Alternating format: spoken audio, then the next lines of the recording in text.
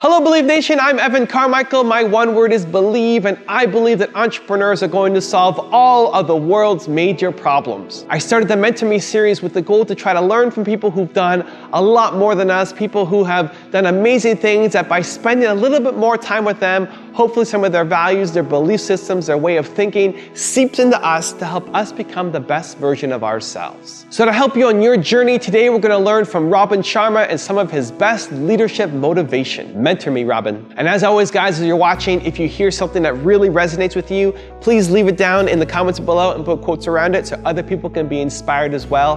And when you write it down, it's much more likely to stick with yourself too. Enjoy.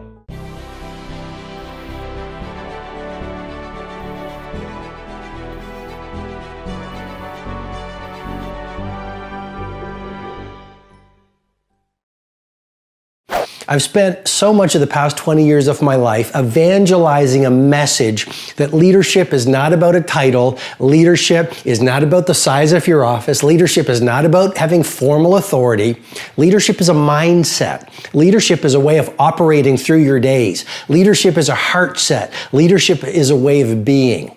And I think, we're now in Leadership 2.0. The old model of leadership said you need to have a lot of money, or you need to be a prime minister or a president. You need to be a CEO or a managing director in order to be a leader. Leadership 2.0 is fundamentally different. Leadership 2.0 simply says, if you can breathe, if you are alive, you not only have the opportunity, you have the responsibility to show leadership, not only in your work, not only in your creativity, not only in your impact, not only in your influence, but even in your personal life. So let's get right to the first tactic for you to be an even better leader. Install the lead without a title mindset. And again, that's just a way of thinking. It's an approach. So what I'm really suggesting is no matter what you do, no matter what your station in life is, start thinking like a leader, because you really have a choice when you go out in the world every day. You can be a victim or you can be a leader, but you can't do both. And so the more you practice showing leadership in your work, showing leadership with your family, showing leadership in your community, showing leadership in your private self, practice drives performance. And the more you practice it, the more you start to step into the mindset of a leader without a title. Our world says that if you are a leader, in many ways, it's about what you get. What I'm going to suggest to you with deep respect, being a leader is about what you give. And it's a paradox because as you give more, you actually receive more. But again, society has sold us this methodology and this philosophy that if we get from the world, if we get more income, if we get more from our clients, if we get more from our employees, if we get more from our sectors, if we get more from society, we will feel happy, we will be successful, we will be at the top of the mountain, we will live these epic, awesome, and fulfilling lives. And I don't believe that's the case, and I haven't experienced that to be the case at all. To me, if you give and you are a humble instrument of service, everything just falls into place. And so what I wanted to do is really start off by talking about the new economy. The old economy was an economy of scarcity. It was like, there's not enough in the world, so how can I get as much as possible before it's all gone?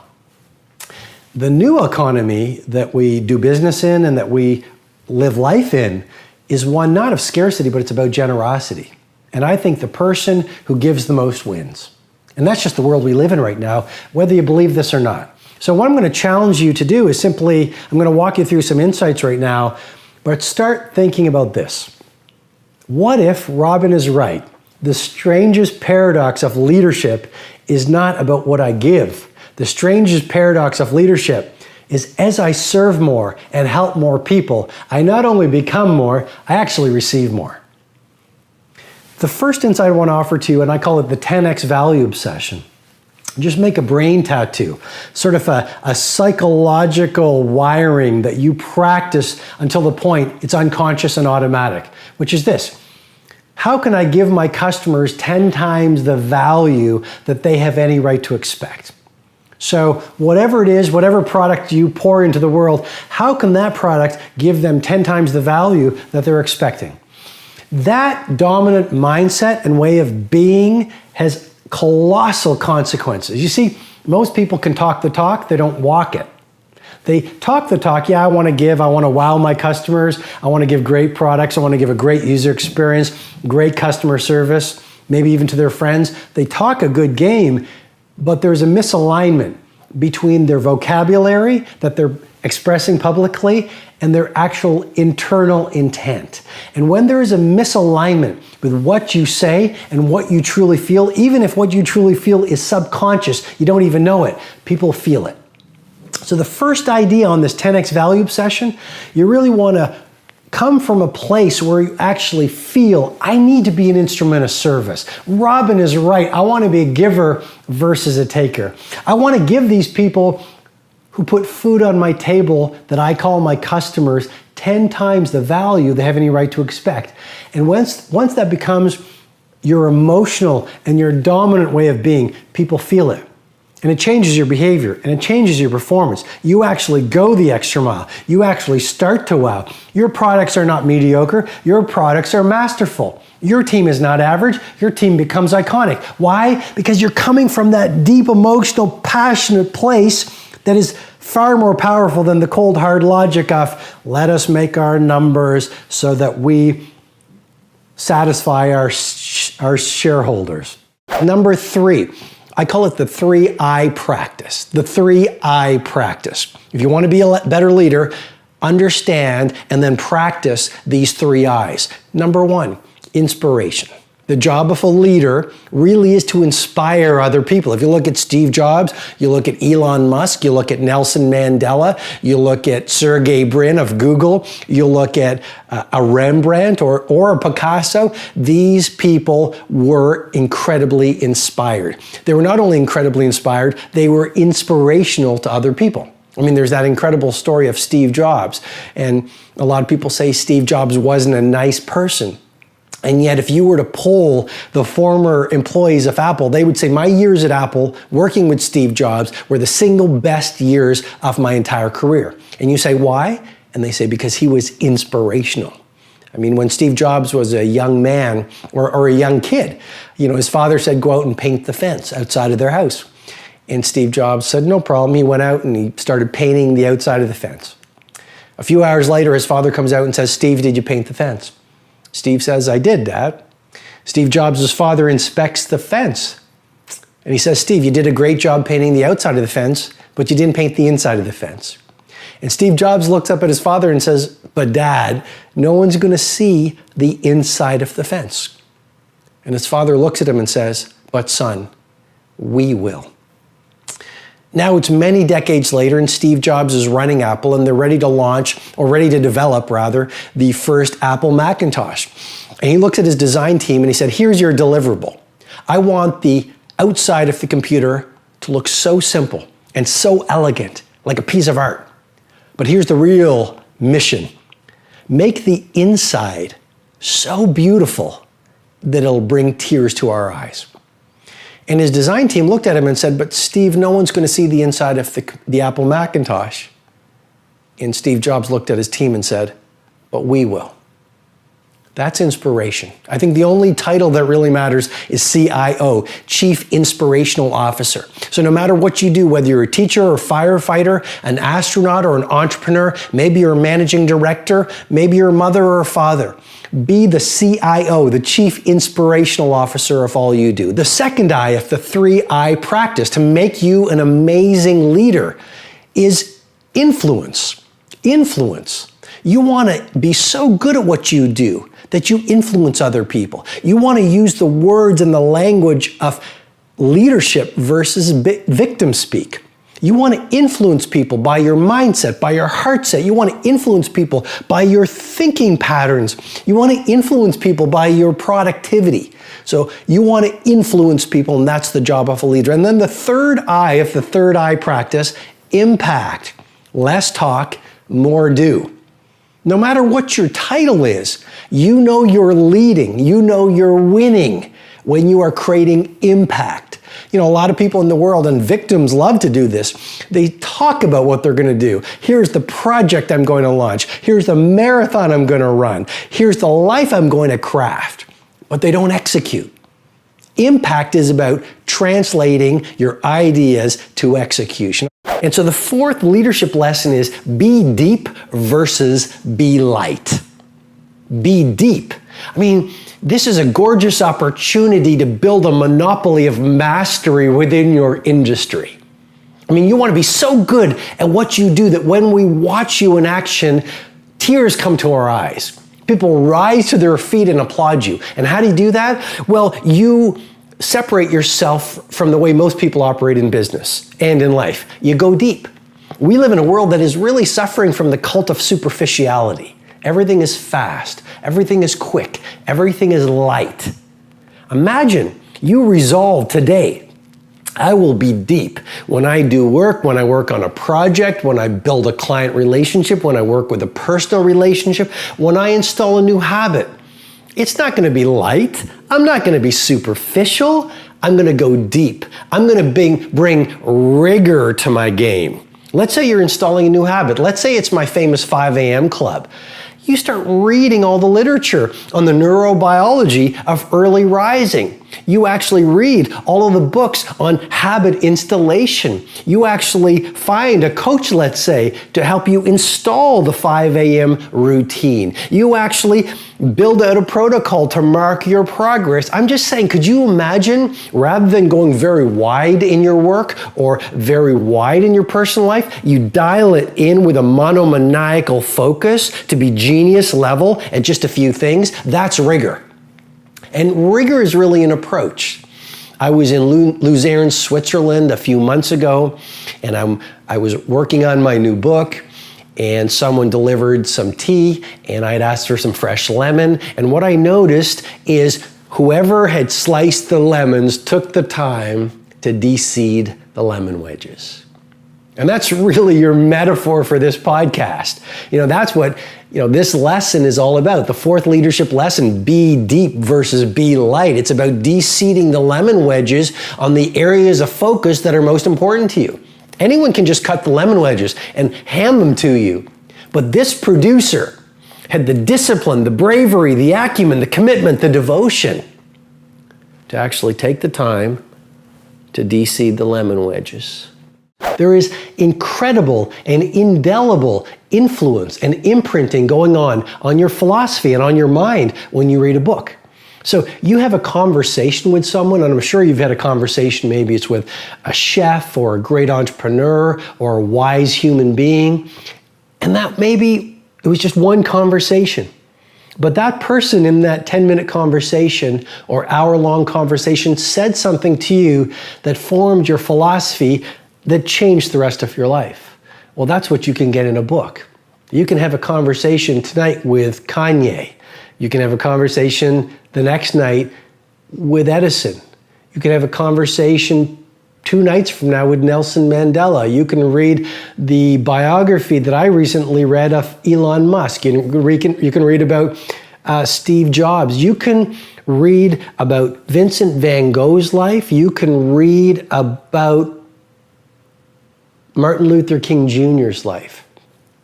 You can read about the titans of industry and what they went through and how they innovated and how they dealt with struggles and how they dealt with wealth.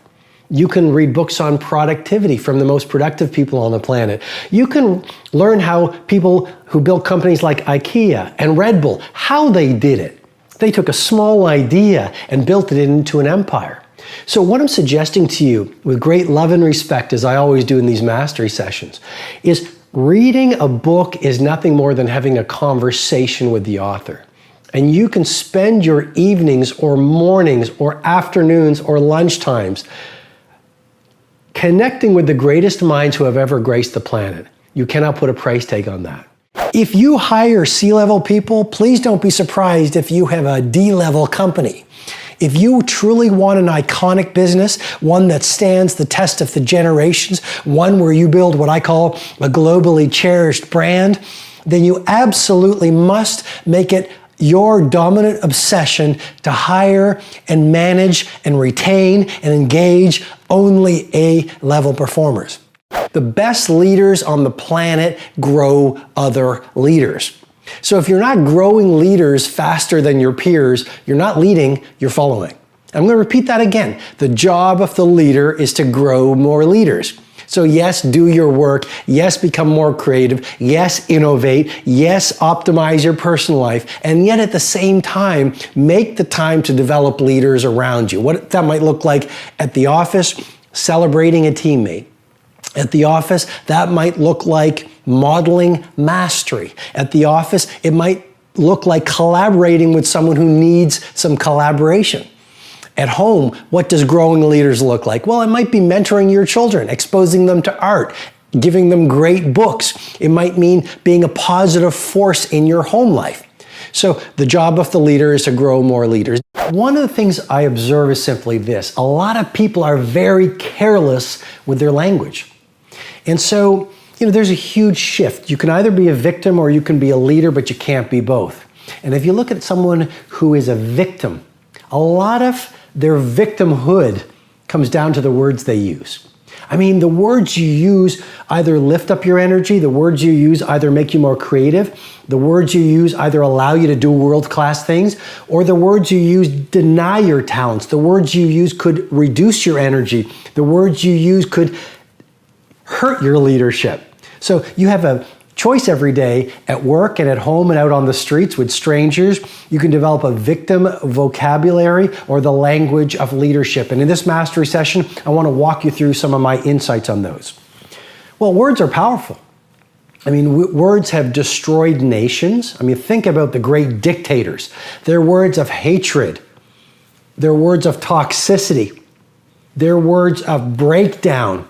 Caused the people around them to do sometimes incredibly terrifying acts. And then you look at people like a Nelson Mandela or a Martin Luther King Jr. or a Mother Teresa. You look at the great business builders. You look at humanitarians. You look at a lot of the great artists, and they were so careful with their words. And their words lifted people up. And that's really what great leaders do. They use the language of leadership. You look at a victim, and they say things like, "This is a problem. I've got a problem right here." Or, "I'm really scared about this." Or, "I hate that client." Or, "I hate this work." Or, "I'm sick of this day." Or, "I'm exhausted." Or, "I don't like that." Or, "She never likes me." It's literally the language of toxicity. And the words you use really are like a context or a framework or a stained glass window on the way you see the world. I mean, here's a game-changing insight. You see the world not as it is, you see the world as you are. You see the world through a lens, and your language forms that lens of belief. I mean, your lens of belief and your personal filter on reality is not really a true filter on reality. It's just the filter on reality that has formed as a result of all the words you've picked up from the moment you were born. So when you were a little baby, your mom and your dad used the language that they were taught when they were kids to use.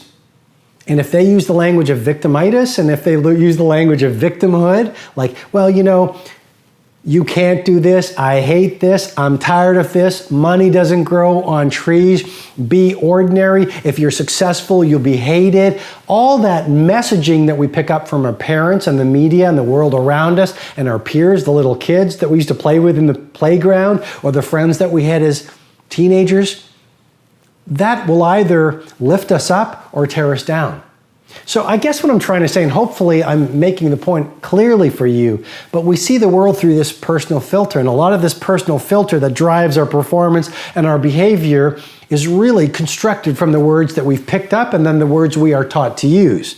And so the right angle turn for you to create exponential energy, mindset, productivity, creativity, results in the world, results in your life, comes down to, in part, a really intelligent use of your words. And like I said at the beginning of this mastery session, most people are really unconscious about their words. And that's why most people are not getting rare air results. So what are some of the words I encourage you to shift from? Well, don't talk about what you hate to do, talk about what you love to do. Don't talk about problems, talk about opportunities. Don't talk about what makes you tired, talk about what makes you inspired. Don't talk about your past, talk about your future. Don't talk about what broke your heart, talk about what opened your heart. Don't talk about what dispirits you, talk about what you are fueled by. Don't talk about the things within your life that are not working, talk about the things in your life that are working. Don't talk about your pain, talk about your pleasure. And you know, if I were sitting with you right now coaching you, I mean, I am coaching you, and what I would encourage you to do as soon as I finish this mastery session is pull out your journal. And if you're not journaling, please start journaling, because journaling is a ritual you want to install into your days. Joan Didion said this, "I don't know what I think until I write it down." Think about that. I don't know what I think until I write it down. And so in your journal after this mastery session, pull out a fresh page and draw a line down the center of the page and write about the language of victimhood and the language of leadership. And start to write down all the words you use and the sentences you employ that really are victim speak. And then in the other column, I want you to start writing down the language of leadership, the language that as of today you will be committed to using so that you start to use the language of someone who's world class. And I've given you some examples, but doing that exercise will make it really clear. And as you know, clarity breeds mastery. Bottom line is this: you are built to be a leader. You are not constructed to be a victim. And once you get your words right, you are going to start noticing daily shifts in your energy, your focus, your momentum, your confidence, and your output. And when you start getting those words right, you start lifting your professional life, your personal life to a whole new level of wow. And guess what? That is what you are meant to do. Thank you guys so much for watching. I hope you enjoyed. I'd love to know, what did you take from this video that you're going to immediately apply somehow to your life or to your business? Leave it down in the comments below. I'm super curious to find out. I also want to give a quick shout out to Clark Kegley. Clark, thank you so much for picking up a copy of my book, Your One Word, and doing that interview on your channel. I really, really, really appreciate the support, man, and I'm so glad that you enjoyed the book. About his new book, Your One Word. If you want another amazing video highlighting excellence in the Indian community, check it out right there next to me. I think you'll enjoy it. Continue to believe, and I'll see you there.